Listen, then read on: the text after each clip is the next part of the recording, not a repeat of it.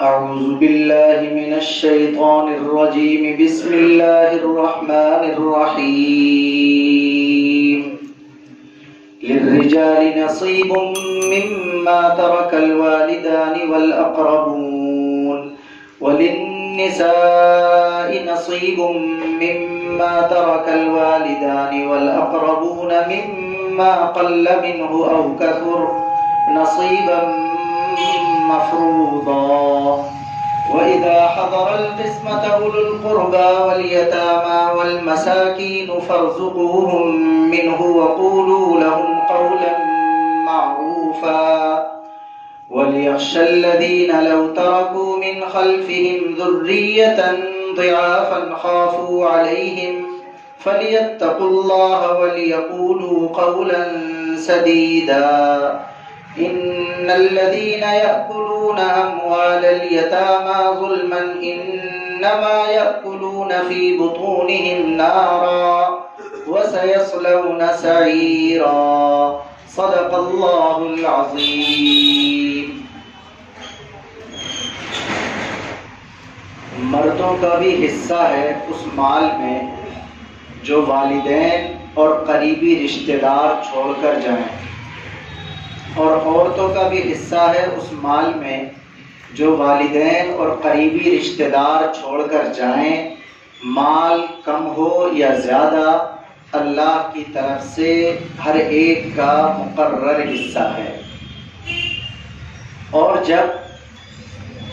میراث کا مال تقسیم کرتے وقت میں رشتہ دار، یتیم اور مسکین بھی آ جائیں تو اس مال میں سے ان کو بھی کچھ دے دیا کرو اور ان سے معقول بات کہہ دیا کرو. اور وہ لوگ ڈرتے رہیں کہ اگر وہ بھی اپنے پیچھے کمزور اولاد چھوڑ کر جا رہے ہوتے ہیں تو کیسا خطرہ محسوس کرتے ہیں. سو چاہیے کہ اللہ سے ڈریں اور درست بات زبان سے کہیں. بلا شبہ وہ لوگ جو یتیموں کا مال ناحق کھا جاتے ہیں وہ اپنے پیٹوں میں آگ بھر رہے ہوتے ہیں، ان قریب جہنم میں ڈال دیے جائیں گے. سورہ نساء کی آیات ہیں آج کے سبق میں، آیت نمبر 7، 8، 9 اور 10. ترجمے سے آپ کو اندازہ ہو گیا ہوگا کہ کس قسم کا مضمون بیان کیا جا رہا ہے. اور سورت کے شروع ہونے سے پہلے خاص طور سے میں نے اپنی ماں اور بہنوں کو بھی توجہ دلائی تھی کہ سورت کا نام ہی سورہ نساء ہے، جس کے معنی عورتوں کے آتے ہیں، تو خاص طور سے اس سورت میں عورتوں کے خاصے مسائل کو بیان کیا گیا ہے. دوسری بات، جس دن سے سورت شروع ہوئی ہے آپ کے علم میں ہے کہ خاص طور سے یتیموں کا ذکر آ رہا ہے، اس لیے کہ جو بیک گراؤنڈ ہے ان آیات کے نازل ہونے کا وہ یہی ہے کہ زمانے جاہلیت کے کلچر میں ہوتا یہی تھا کہ یتیموں کا مال ناحق لوگ ہڑپ کر جایا کرتے تھے. بلکہ میں نے ذکر کیا تھا کہ اگر کوئی یتیم خاتون سرپرستی میں آ جائے تو چاہے اندر سے محبت کا تقاضا نہ ہو لیکن اس کے مال کے حاصل کرنے کے لالچ میں اس سے شادی تک کر دیا کرتے تھے. یہ ساری باتیں اس کے بیک گراؤنڈ اور پس منظر میں ہیں جو آپ کے ذہن میں ہوتی ہیں. آج کی جو آیات ہیں ان میں خاص طور سے یتیموں کا ذکر کرتے کرتے میراث کے مسائل کو اللہ تعالیٰ نے بیان کرنا شروع کر دیا. اس لیے کہ جیسے یتیموں کو باقاعدہ ستایا جاتا تھا، ناحق ان کے مالوں کو کھایا جاتا تھا، اسی طرح میراث کے مسئلے میں بھی یتیموں کو اور خاص طور سے عورتوں کو محروم کر دیا جاتا تھا.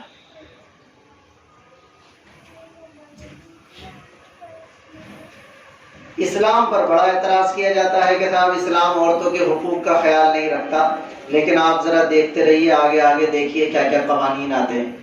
جس وقت میں یہ مسائل اللہ تعالیٰ قرآن کی ان آیات میں بیان کر رہا ہے، اس وقت میں عربوں کا جو کلچر تھا خاص طور سے عورتوں کے میراث میں حصے دار بنانے کے تعلق سے، وہ یہ تھا کہ اگر مثلا کسی باپ کا انتقال ہو گیا اور اس نے لڑکے بھی چھوڑے اور لڑکیاں بھی چھوڑی تو نمبر 1 تو لڑکیوں کا میراث میں کوئی حصہ نہیں تھا، بے دخل تھی وہ اپنے ماں باپ کی زمین جائیداد اور بینک بیلنس اور پیسے سے. سارا کا سارا مال کون تقسیم کیا کرتے تھے؟ صرف لڑکے تقسیم کیا کرتے تھے۔ اور لڑکوں میں بھی جو لڑکے بڑے اور بالغ ہوتے تھے اور اس قابل ہوتے تھے کہ وہ جنگ لڑ سکیں، صرف وہ مل کر تقسیم کر لیا کرتے تھے، اور جو نابالغ اپنے ہی بھائی ہوا کرتے تھے ان کو بھی محروم کر دیا کرتے تھے۔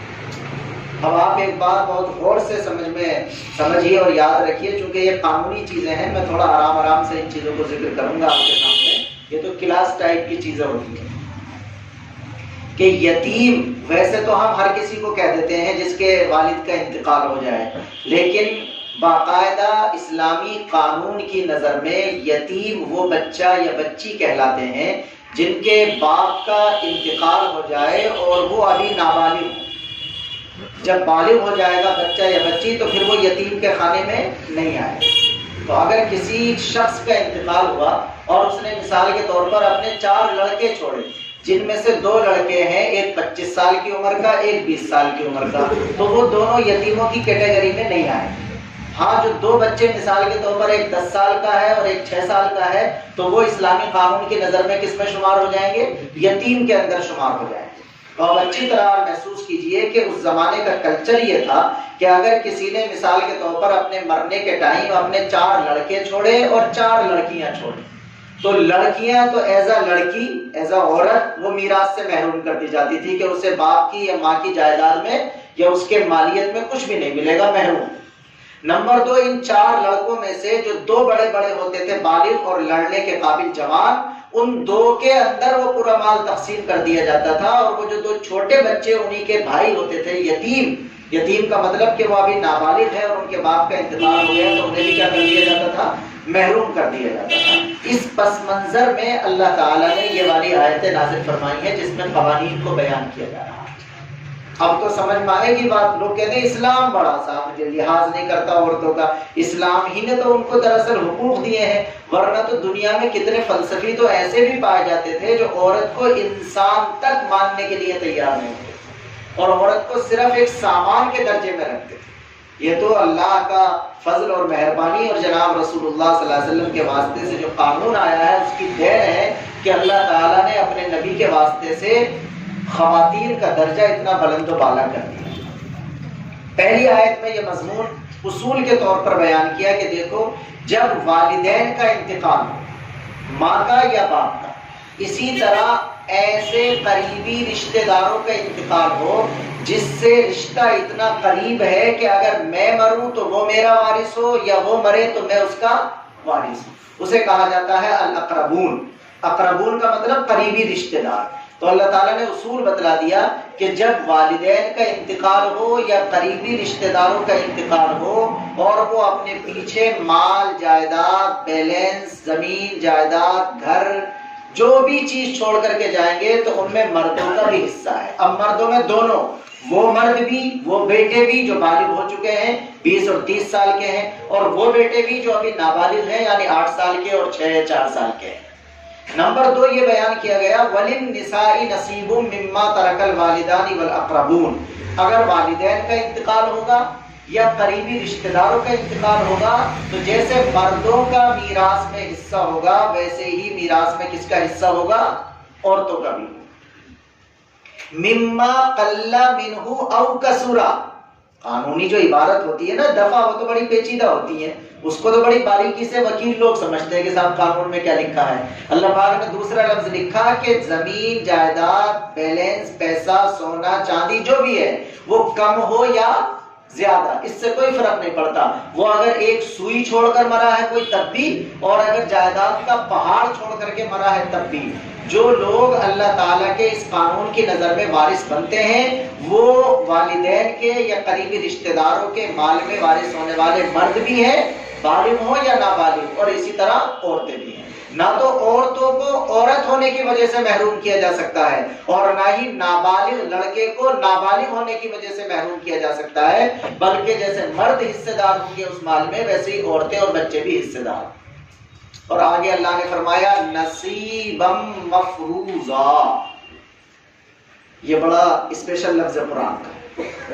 اس کا مطلب یہ ہے کہ اللہ تعالیٰ نے یہ کہا کہ تم کتنے خیر خواہ ہو اپنی اولاد کے یہ تم جانو، لیکن یہ والا کہ تمہارے مرنے کے بعد تمہاری اولاد میں سے لڑکے کو یا لڑکی کو کس کو کتنا ملنا چاہیے یہ تم ڈیسائیڈ نہیں کرو گے، بلکہ ہم یہ قانون بنا کر طے کریں گے۔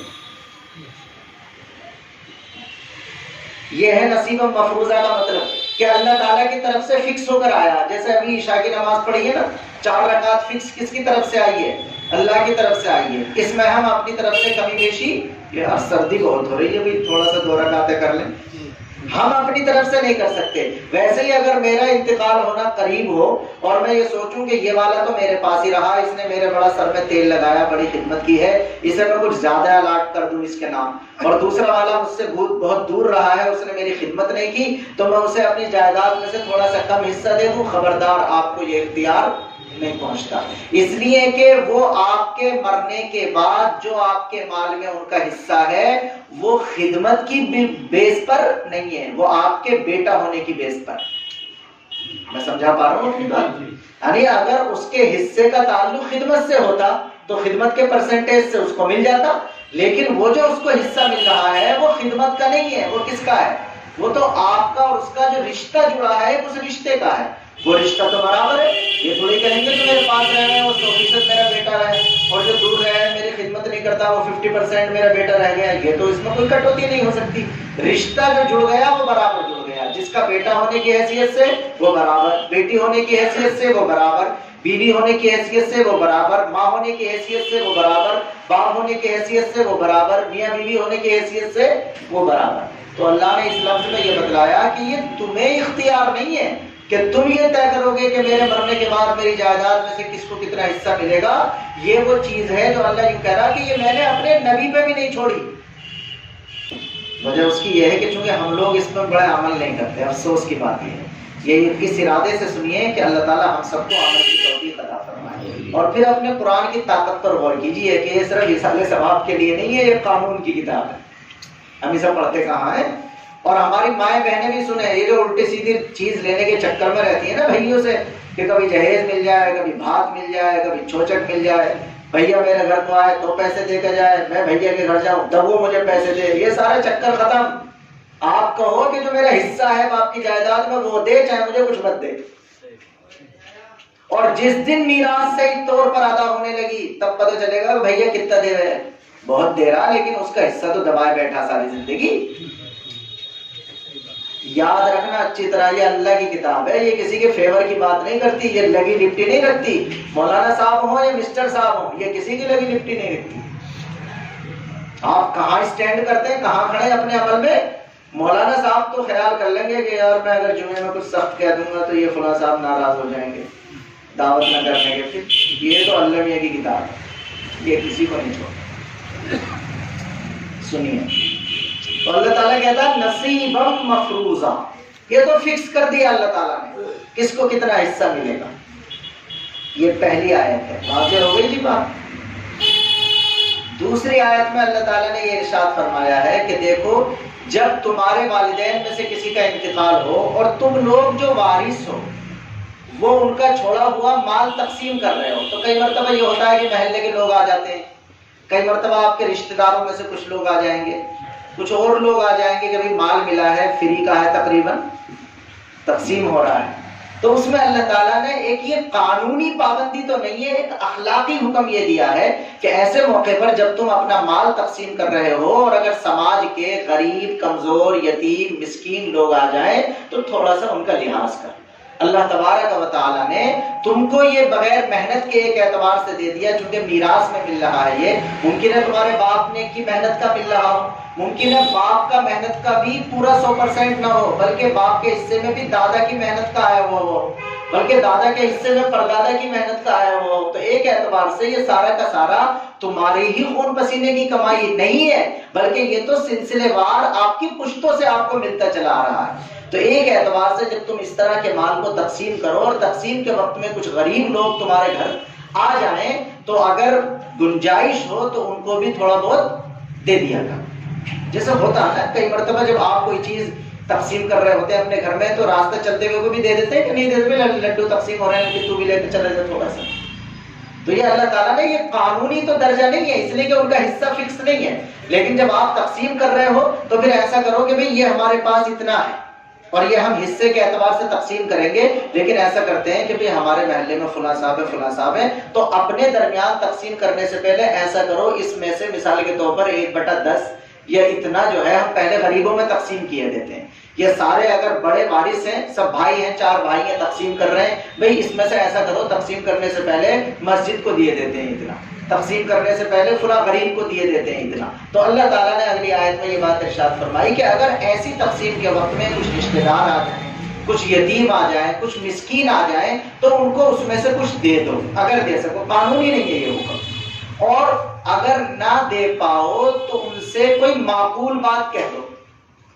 پیار سے ان کو سمجھا دو. کئی مرتبہ ایسے رشتہ دار اس وقت آ جائیں گے کہ ہو سکتا ہے وہ رشتہ دار یہ سمجھ رہے ہوں اپنے حساب سے کہ میرا بھی حصہ بنتا ہے اس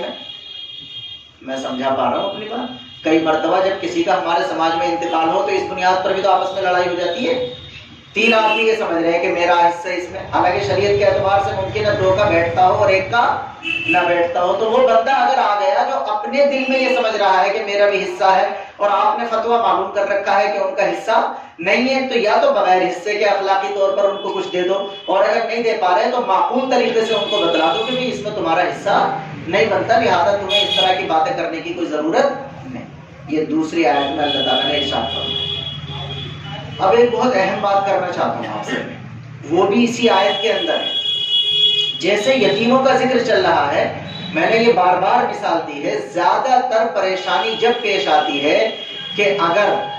کسی کے 4 بیٹے ہیں، اب اگر پہلے باپ کا انتقال ہو جائے تو باپ کا پورا سرمایہ منتقل ہو کر 4 بیٹوں کی طرف آ جاتا ہے، تو اس میں تو کوئی زیادہ پریشانی کی بات نہیں ہوتی. لیکن اگر 4 بیٹوں میں سے کسی ایک بیٹے کا انتقال باپ کی زندگی میں ہو جائے، سننے غور سے اس مسئلے کو اچھی طرح، کسی ایک بیٹے کا انتقال اگر باپ کی زندگی میں ہو جاتا ہے تو پھر اب کون رہ جاتا ہے؟ بڑے والے جو بڑے میاں ہیں وہ تو دادا ہیں، ان کے کچھ تو ہو جاتے ہیں پوتی پوتا. مثال کے طور پر ایک بیٹے کا انتقال ہو گیا، اس کی 2 بیٹیاں ہیں اور 2 بیٹے، اور باقی ان کے 4 بیٹوں میں سے 3 بیٹے رہ گئے. اب جب ان دادا صاحب کا انتقال ہوگا یا بڑے میاں کا، تو ان کے انتقال کے بعد 3 تو ان کے بیٹے ہیں اور 2 ان کے پوتے اور 2 ان کی پوتیاں ہیں مثال کے طور پر. اب یہ بڑا نازک مرحلہ ہوتا ہے، چونکہ میراث کا جو قانون ہے، میں ایک بار اور توجہ دلا رہا ہوں چونکہ یہ قانون کی کلاس چلے گی اب کئی ہفتے تک. یہ اسلام کا جو میراث والا قانون ہے، ہر قانون کی کوئی بیس ہوتی ہے جس پر پورا قانون ٹکا رہتا. قانون کی بڑی عمارت اس پر کھڑی رہتی ہے، اس بیس کو نہیں ہلا سکتے آپ. اگر اسے ہلا دیں گے تو پورے قانون کی عمارت دھڑام سے زمین پر آ جائے گی. تو میراث والا جو پورا قانون ہے اسلام کا، اس کی بیس ہے الاقرب فالاقرب. اسے عربی میں ہے، یہ میں بھی سمجھاتا ہوں کہ میرا رشتہ جس کا انتقال ہوا ہے اس سے جڑا ہوا ہے، میرے علاوہ اوروں کا بھی جڑا ہوا ہے، لیکن یہ دیکھیں گے کہ کس کا کس درجے اور لیول میں جڑا ہوا ہے. مثال کے طور پر میرا رشتہ تو ڈائریکٹ جڑا ہوا ہے، میرے بیٹے کا رشتہ میرے ابا سے میرے واسطے سے جڑے گا، وہ پوتے بنیں گے. میرے پوتے کا جو رشتہ جڑے گا وہ ڈبل واسطوں سے جڑے گا. ایسے ہی میری بہن کا رشتہ کسی دوسرے انداز پر جڑے گا. میرے چچا زاد بھائی کا رشتہ اس اعتبار سے جڑے گا کہ میرے والد اس کے تایا بن جائیں گے. تو الگ الگ انداز سے رشتہ جڑے گا. تو ہمارے اسلام کے میراث والے قانون کی بیس یہ ہے کہ جب ڈائریکٹ رشتے والا ہوگا تو انڈائریکٹ والا محروم ہو جائے گا. سمجھ رہے ہیں؟ جس کا انتقال ہوا اس کے رشتہ داروں میں سے مثال کے طور پر 2 تو ایسے ہیں جو ڈائریکٹ ہیں جس کا رشتہ، اور 2 ایسے ہیں جس کا کیا ہے؟ انڈائریکٹ ہے. میں سمجھا پا رہا ہوں نا دوبارہ. اب جو 3 بیٹے ہیں مرنے والے کے وہ تو ڈائریکٹ جڑ رہے ہیں اس سے، اور وہ جو 2 پوتے اور 2 پوتیاں ہیں وہ کس طرح جڑ رہی ہیں اس سے؟ دادا سے. وہ انڈائریکٹ، اس لیے کہ ان کا جو بیچ میں واسطہ تھا ان کا والد وہ انتقال کر چکا پہلے ہی. اب یہاں پر سمجھداری کا سب سے پہلے تو تقاضا ہوتا ہے بڑے میاں کی، کہ اگر کسی کے والد ہیں اور انہوں نے یہ دیکھا کہ میرے 4 بیٹوں میں سے ایک کا کیا ہو گیا؟ انتقال پہلے ہو گیا، تو اب ان کی سمجھداری کا امتحان ہے. ان کو یہ چاہیے کہ اگر خدا نخواستہ کل کو میرا انتقال ہوگا تو یہ میرے پوتی پوتا تو محروم رہ جائیں گے، اور یہ میرے جو بیٹے ہیں جو میرے ان پوتی پوتا کے چچا بنیں گے، ان چچاؤں کو اتنی محبت نہیں ہوگی کہ یہ ان کا خیال کریں، جو ابھی آیت میں آیا تھا کہ جو یتیم اگر تقسیم کے وقت میں آ جائے تو ان کو بھی کچھ دے دو، تو سب سے پہلے تو وہی یتیم آئیں گے جو ہمارے بھتیجے بھتیجے ہوں گے گھر میں۔ اگر جوائنٹ فیملی ہے تو وہ دیکھ ہی رہے ہوں گے کہ یہ اپنے ہمارے دادا کا انتقال ہوا اور یہ ہمارے تینوں چچا مال تقسیم کر رہے ہیں اور ہمارے ابا نہیں ہے تو ہم بھی محروم ہو گئے۔ تو سب سے پہلے یہ دادا کی ذمہ داری ہے کہ ایسی کنڈیشن میں وہ اپنے مرنے سے پہلے وصیت کر دے۔ کیا کر دے؟ وصیت کر دے۔ یہ وصیت کا خانہ تو سب جانتے ہیں۔ وصیت کا جو قانون ہے اسلام میں وہ 1/3 کا ہے۔ یعنی وصیت کا قانون یہ کہتا ہے کہ کوئی شخص اپنے مرنے سے پہلے اگر کسی کو وصیت کرنا چاہتا ہے تو وہ اگر 3 روپے چھوڑ کر جا رہا ہے تو صرف کتنے میں وصیت کر سکتا؟ 1 روپے میں وصیت کر سکتا۔ اس لیے کہ کئی مرتبہ لوگ غصے میں سارے کی وصیت کرتے ہیں، دیکھیں میرا بیٹا تو مجھے خیریت بھی نہ پوچھ رہا، اسپتال کو بھی لے کر نہ جا رہا، میں تو جامع مسجد کو دے کر جاؤں گا سب کچھ۔ تو ایسا بھی جائز نہیں ہے کرنا۔ آپ 1/3 کی وصیت کریں تو یہ دادا کی ذمہ داری ہوتی ہے ایسے وقت میں کہ اگر اس کی زندگی میں کسی ایک بیٹے کا انتقال ہو گیا کہ وہ اپنے مرنے سے پہلے اپنے پوتے پوتیوں کے لیے کیا کرتے؟ وصیت کرتے۔ اگر خدا نہ خواستہ یہ بڑے میاں بھی اتنے سمجھدار نہیں تھے، بے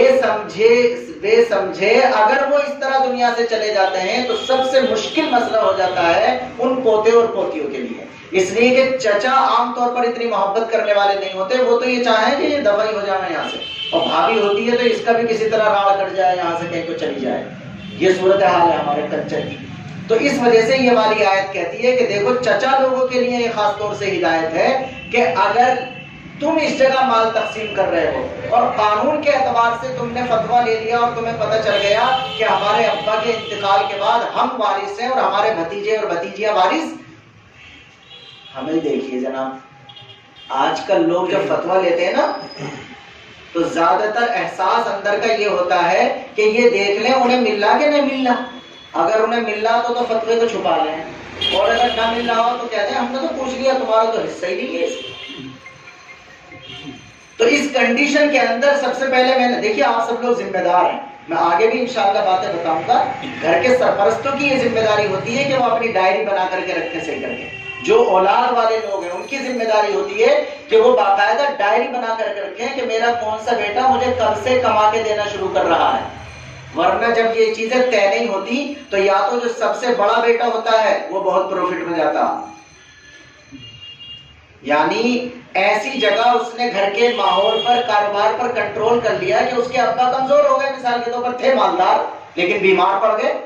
تو اور جو بھیا تھے وہ تو ابھی تھے بچے، پورا کاروبار کس کے انڈر میں آ گیا؟ بڑے والے کے، تو وہ چھوٹے والوں کو تھوڑا سا لولی پاپ دیتا رہے یوں کر کے، اور زیادہ جو اصل چیزیں ہوتی ہیں انہیں اپنے انڈر میں کرتا چلا جاتا۔ کئی مرتبہ تحصیل میں لے جائے گا، الٹے سیدھے سائن کرائے گا اور اپنے لیے چڑھوا لے گا ساری کی ساری چیزیں۔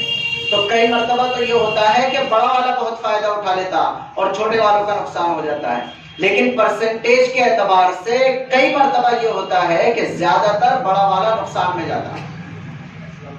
اور چھوٹا والا پپو وہ سب سے زیادہ فائدے میں رہتا۔ بڑے والے نے تو سب سے پہلے کما کے دینا شروع کر دیا، لیکن جوائنٹ فیملی تھی، سارا ابا کو دیتا رہا تھا کما کر، اپنے بچوں کے لیے کچھ بھی الگ سے اس نے نہیں کیا، اپنے بھائی کی اور اپنے بہنوں کی تعلیم پر لگاتا رہا، ان کی شادیوں پر لگاتا رہا، اور اکثر گھروں میں صورتحال یہ ہوتی ہے کہ بڑا والا ابھی اپنے بہن بھائیوں کی شادیوں سے فارغ نہیں ہوتا کہ اس کی اپنی اولاد جوان ہو جاتی ہے۔ آپ تصور کیجئے اس کنڈیشن میں اگر اچانک اس کا انتقال ہو جائے تو اس کی تو بیوی اور بچے بھکاری ہیں۔ اگر اس نے الگ سے اپنا پرسنل کوئی بینک بیلنس نہیں رکھا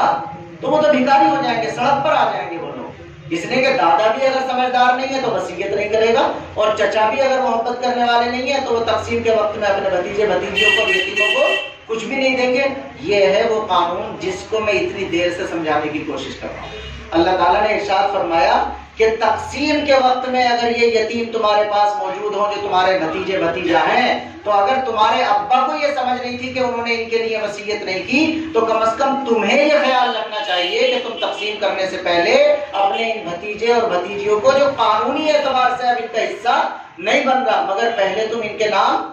دے دو اور اس کے بعد اپنے درمیان آپس میں تقسیم کر دو۔ تو یا تو دادا کو یہ سمجھ ہونی چاہیے کہ ایسی صورتحال میں وہ وصیت کرتے، اور اگر وہ نہیں کر سکا تو پھر چچاؤں کی ذمہ داری آ جاتی ہے کہ وہ اپنے بھتیجی اور بھتیجیوں کو محروم نہ کریں۔ قرآن نے یہ آیت لکھی، بھائی ظاہر ہے یہ تو اللہ ہے نا، اور اللہ نے انسان کی مشین بنائی ہے، جو مشین بناتا ہے اسے تو مشین کا پتہ ہوتا ہے۔ اللہ تعالیٰ نے یہ لکھا اس میں کہ دیکھو جب تم مال تقسیم کر رہے ہو تو ان یتیموں کا خیال کرو، اور یہ سوچو کہ اگر اس کی جگہ تمہارا انتقال ہو جاتا اور تم اپنے پیچھے اپنے کمزور چھوٹے بچے چھوڑ کر کے جاتے تو تمہیں اپنے بچوں کی فکر ہوتی کہ نہیں ہوتی کہ میں کس پوزیشن میں چھوڑ کر جا رہا ہوں۔ ایسے اگر تمہارا بھائی چلا گیا دنیا سے، اس کا وقت قریب آ گیا، جلدی آ گیا، تو جیسے تمہیں اپنے بچوں کی فکر ہوتی مرتے ٹائم، ویسے ہی تم اپنے بھائی کے بچوں کا بھی کیا کرو، خیال۔ دیکھیے کیسی اندر کی مشین کی چیز ہے جو اللہ تعالیٰ قرآن میں درج کر دیتا ہے۔ یہ 3 آیتوں کا آج کا مضمون، اور چوتھی آیت میں پھر اللہ تعالیٰ نے یتیموں کی تاکید کر دی ڈرانے کے لیے، اور یہ فرمایا کہ اگر یتیموں کا ناحق مال کوئی کھائے گا تو وہ یہ نہ سمجھے کہ یہ اچھی اچھی ڈش بنا کر کے اچھی اچھی چیزیں کھا رہا ہے، اسے سمجھ نہیں آ رہی، حقیقت میں وہ اپنے پیٹ میں آگ بھر رہا ہے، اور اس کا نتیجہ یہ ہوگا کہ بس یصلون سعیرا، دنیا سے آنکھ بند ہونے کے بعد جب جائے گا آخرت میں تو اس کی سزا میں کہاں ڈالا جائے گا، جہنم میں ڈالا جائے گا۔ سمجھ آ گئی پوری؟ آج کی آیات کا یہ مضمون ہے، اور اگلے ہفتے سے جو انشاءاللہ شروع ہوں گی اس میں اللہ تعالیٰ کا نے جو وہ حصہ بتایا نا، نصیبا مفروضہ، کہ فکس حصہ ہے، وہ اللہ تعالیٰ بٹوں تک کا حساب لگا کر کے بتائے گا، اور آپ سمجھیں گے کہ دیکھیں قرآن میں اللہ تعالیٰ کیا کیا بتاتا ہے کہ اگر مرنے والے نے 2 بیٹی چھوڑی تو کیسے تقسیم ہوگا، 1 بیٹا 1 بیٹی چھوڑی تو کیسے تقسیم ہوگا، ابا کو چھوڑا تو کیا ملے گا، امی کو چھوڑا تو کیا ملے گا، شوہر کو کتنا ملے گا بیوی کے انتقال کے بعد بیوی کی جائیداد میں، شوہر کی جائیداد میں بیوی کو کتنا حصہ ملے گا، اگر اولاد ہے تو کتنا ملے گا، اولاد نہیں ہے تو کتنا ملے گا، یہ سارا کا سارا ان آیات میں اللہ تعالیٰ نے لکھا ہے۔ عادت کوئی صاحب بھی چھوڑے نا آئندہ کے سبب کو، بلکہ اوروں کو بھی بلا کر کے لائیں۔ میری کوشش صرف یہ ہوتی ہے کہ ویسے تو قرآن کو ہم ثواب کے لیے پڑھتے ہی ہیں، لیکن ہمارا ذہن یہ بنے جب ہم درس میں شریک ہیں کہ یہ اللہ نے ہمارے لیے قانون کی کتاب اتاری ہے اور اس کے مطابق ہم کام کریں۔ ترجمہ دیکھیے دوبارہ، مردوں کا بھی حصہ ہے اس مال میں جو والدین اور قریبی رشتہ دار چھوڑ کر جائیں، اور عورتوں کا بھی حصہ ہے اس مال میں جو والدین اور قریبی رشتہ دار چھوڑ کر جائیں، مال کم ہو یا زیادہ، اور یہ حصہ مقرر متعین فکس ہے اللہ کی طرف سے۔ اور جب تقسیم کے وقت میں رشتہ دار، یتیم، مسکین وغیرہ آ جائیں تو اس مال میں سے ان کو بھی کچھ دے دیا کرو، اور ان سے معقول بات کہا کرو، اور ڈرے وہ لوگ کہ اگر وہ اپنے پیچھے کمزور اولاد چھوڑ کر جا رہے ہوں تو کیا وہ خوف محسوس نہیں کرتے ہیں؟ نہیں میں بھی تو جا سکتا تھا، میری اولاد رہ جاتی پھر میرے بھائیوں کے رحم و کرم پر۔ ایسے ہی اگر میرا بھائی چلا گیا اور اس کی اولاد ہم لوگوں کے رحم و کرم پر رہ گئی تو ہم یہ فتوے کا سہارا نہ لیں کہ اب انہیں نہیں ملتا، ان کا کوئی حصہ نہیں بنتا۔ یا تو دادا کو چاہیے کہ وہ وصیت کر دے، اور اگر دادا نہیں کر سکا تو ان چچاؤں کو خیال رکھنا چاہیے کہ میں نے بار بار دہرائی یہ بات، اور وہ جو بات میں نے کی تھی نا کہ وہ چھوٹا والا فائدہ اٹھا لے، یہ بھی کئی مرتبہ باپ کی ناسمجھی ہوتی ہے، اس لیے کہ ہمارے ہاں اگر جوائنٹ فیملی ہوتی ہے تو جو بیٹا بھی بڑا ہوتا ہے وہ کما کے دینا شروع کر دیتا۔ اب ایک بیٹا تو دے رہا 12 سال سے کما کے، دوسرا دے رہا 8 سال سے کما کے، تیسرے نے ابھی شادی ہوئی ہے اور شادی کے بعد آخری کی شادی ہو گئی ہے، تقسیم کر لو، دیا کچھ نہیں کما کے برابر برابر دے جا۔ کل کو جب تم ابا بن جاؤ تو جیسا ہم بتا رہے ہیں ویسا کرنا، ایک ڈائری بنانا، اور جوائنٹ فیملی میں بھی تمہارا بڑا بیٹا جب تمہیں کما کر دینا شروع کر دے تو اس کی ڈائری بنا لینا کہ فلاں تاریخ سے فلاں سن سے یہ مجھے ماہانہ اتنے پیسے دینا، اور آپ یہ سمجھ لینا کہ اگر یہ 10,000 دے رہا مثال کے طور پر اور اس کی بیوی میرے ہی پاس ہے، اس کی دوا کا خرچہ، اس کے کھانے پینے کا خرچہ میں اٹھا رہا ہوں، تو اس میں اس طرح کر لینا کہ ان 10,000 میں سے 5,000 تو گویا اس کے بچوں کا خرچہ ہو گیا، اور 3,000 اس نے گویا ایز اے والد میری مدد کر دی، لیکن یہ 2,000 10,000 میں سے اسی کے ہیں۔ اب کاروبار میں وہ جو 3,000 آپ کی ہیلپ کے ہیں اسے تو میل میں شامل کر لیجیے آپ، جو مشترکہ چلے گا، اور جو 2,000 ہیں وہ بالکل اس کا شیئر الگ سے لے کر کے چلیے۔ اگر خدا نخواستہ اس کا انتقال آپ سے پہلے ہو جائے گا تو اس کا بیلنس الگ سے کچھ ہوگا کہ نہیں جو اس کی بیوی اور بچوں کے کام آئے گا، اور آپ اپنے دوسرے بیٹوں کو بتا سکتے ہیں کہ تمہارے بڑے بھیا کا یہ حساب اتنے دن سے چل رہا تھا اور یہ اس کا الگ سے حصہ تھا، دوسرا 4 سال کے بعد کمانا شروع کرے، اس کی ڈائری بنا لو، اور اگر اس کی الگ ہے فیملی، اس کا حساب کتاب الگ ہے تو کوئی حرج کی بات نہیں، لیکن اگر جوائنٹ سسٹم ہے تو پھر یہ باپ کی ذمہ داری ہے کہ وہ اس طرح چھوڑ کر کے نہ چلا جائے اپنی اولاد کو کہ کسی ایک کو اس کا کیا ہو جائے، نقصان ہو جائے۔ اور اگر دو کما کے دے رہے ہیں مثال کے طور پر، اور انہی دو کی کمائی سے آپ نے ایک نیا پلاٹ خریدا یا نئی آپ نے کھیتی کی زمین خریدی، تو آپ اپنے نام کرتے ہی کیوں ہیں؟ اگر آپ یہ دیکھ رہے ہیں کہ اس پوری 2 بیگھے زمین میں میرا کچھ نہیں ہے بلکہ انہی دونوں بیٹوں کا ہے، تو وہ خرید کر انہی کے نام کیجیے نا، تاکہ اس میں دوسرے شریک نہ ہو سکے۔ جب آپ معاملات میں بالکل سونے کی تول چلیں گے، تب کسی قسم کے جو ڈفرینس ہوتے ہیں، پریشانیاں ہوتی ہیں، اللہ کے قانون کو جب ہم صحیح طور پر نہیں سمجھتے تو پھر مسائل پیدا ہو جاتے ہیں۔ اللہ تعالیٰ ارشاد فرماتا ہے کہ ڈریں لوگ کہ اگر وہ اپنے پیچھے کمزور اولاد چھوڑ کر جاتے ہیں تو خوف محسوس کرتے ہیں، سو اللہ سے ڈریں اور درست بات زبان سے نکالیں۔ بلا شبہ وہ لوگ جو یتیموں کا مال ظلماً ناحق کھا جاتے ہیں، وہ اپنے پیٹوں میں آگ بھر رہے ہوتے ہیں اور عنقریب جہنم کے اندر ڈال دیے جاتے ہیں۔ اللہ تبارک و تعالی ہم سب کو قرآن کا پیغام صحیح طور پر سمجھنے کی اور عمل کرنے کی توفیق عطا فرمائے۔